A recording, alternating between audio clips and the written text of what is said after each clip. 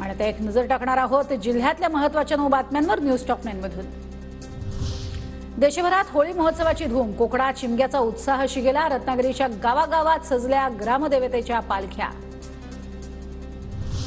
कुलस्वामिनी आई तुळजाभवानी मातेच्या कवड्याच्या माळेला GI नामांकन, माळेचा उत्पादन आणि विक्रीसाठी आता उद्योग निर्मितीची मागणी।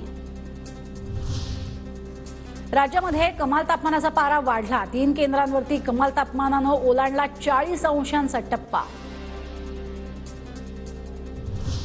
जळगावच्या भुसावळमध्ये सलग दुसऱ्या दिवशी 41 अंश तापमानाची नोंद, नागरिकांना काळजी घेण्याचं आवाहन। नाशिक जिल्ह्यात दुष्काळाची भीषण दाहकता, भीषण दुष्काळ परिस्थितीत देवळा तालुक्यामध्ये शेतकरी निंबा पवारांकडून जनावरांसाठी पाण्याची विशेष सुविधा। वर्ध्यामध्ये पक्ष्यांकरता पाणी पात्रांचं वाटप, बहार नेचर फाउंडेशन आणि युवा सामाजिक संघर्ष संघटनेचा संयुक्त उपक्रम। नांदेड जिल्ह्याचा पारा वाढला, पारा गेला 35 अंशांवर, रणरणत्या उन्हातही हळद काढणीवरती शेतकऱ्यांचा भर।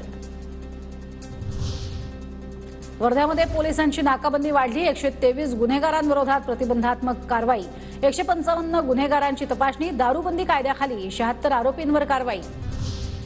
गोंदिया जिल्ह्यात धानाची उचल थांबली, गोदाम भाडे आणि तुटीचा प्रस्ताव शासनाकडे, 32 राईस मिलर्स तयार, मात्र धान भरडाईच्या मुद्द्यावरती तोडगा निघण्याची शक्यता कमी।